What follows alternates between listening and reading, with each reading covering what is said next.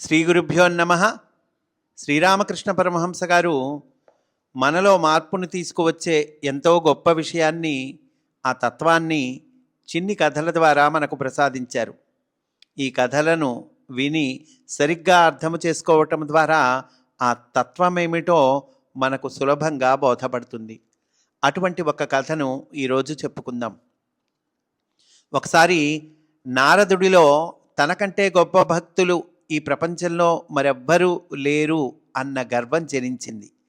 అతడి మనస్సు తెలుసుకున్న విష్ణుమూర్తి, నారద, ఫలానా ఊరికి వెళ్ళు, అక్కడ నా భక్తుడు ఒకడున్నాడు, అతడితో పరిచయం చేసుకో, అతడు నా నిజమైన భక్తుడు సుమా అని చెప్పాడు. నారదుడు అక్కడికి వెళ్ళి అతన్ని చూశాడు. అతడు ఒక వ్యవసాయదారుడు.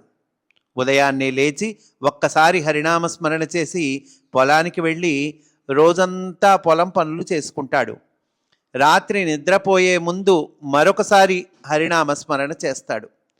ఇదంతా చూసి నారదుడు తనలో తాను, ఈ పల్లెటూరి రైతు భగవద్భక్తుడు ఎలా అవుతాడు?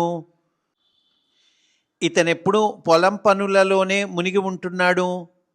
భక్తుల లక్షణాలు ఇతనిలో ఏమాత్రం కనిపించటం లేదే అనుకున్నాడు. నారదుడు విష్ణుమూర్తి దగ్గరికి తిరిగి వెళ్ళి ఈ విషయాన్ని చెప్పాడు. అప్పుడు విష్ణుమూర్తి మళ్ళీ ఈ విధంగా ఆదేశించాడు.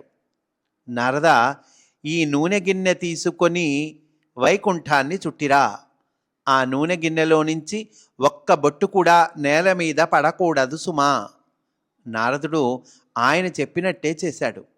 అతడు తిరిగి వచ్చిన తరువాత విష్ణుమూర్తి, నారద, వైకుంఠం చుట్టి వచ్చేటప్పుడు నా నామాన్ని ఎన్నిసార్లు తలచుకున్నావు అని ప్రశ్నించాడు. సమాధానంగా నారదుడు, ఒక్కసారి కూడా తలచుకోలేదు స్వామి. అయినా నిండుగా ఉన్న ఆ నూనె గిన్నెలో నుండి నూనె ఎక్కడ కారుతుందోనన్న ఆలోచన తప్ప నాకు వేరే ఆలోచనే కలగలేదు. అటువంటప్పుడు మీ నామస్మరణ ఎలా చేయగలుగుతాను అన్నాడు. విష్ణుమూర్తి, ఈ ఒక్క నూనె గిన్నె నీ మనస్సును నా మీద నుండి ప్రక్కకు మరల్చి నన్నే మరచిపోయేలా చేసింది.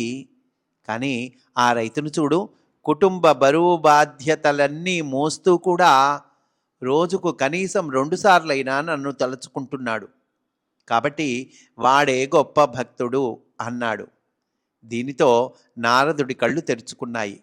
గర్వం భక్తిని కృశింపచేస్తుంది అని తెలుసుకున్నాడు. ఇంకొక పాయింట్ చెప్పుకోవాలండి ఈ కథలో. నారదుడు విష్ణుమూర్తిని చూపిస్తూ మనకి చెప్పారు, అంత మాత్రాన నారదుడికి గర్వం వచ్చిందని, నారదుడు అలా పొరపాటు పడ్డాడని మనం అనుకోకూడదండి. నారదుడు మహాభక్తుడు, మహాజ్ఞాని. అంతేకాక ఇది ప్రొడక్టివ్ వర్క్. మన ద్వారా ఒక మంచి పని జరుగుతుంటే ఆ పని కూడా మనము భగవదర్పణంగా ఆ పని చేస్తూ ఉంటే అది కూడా భక్తే.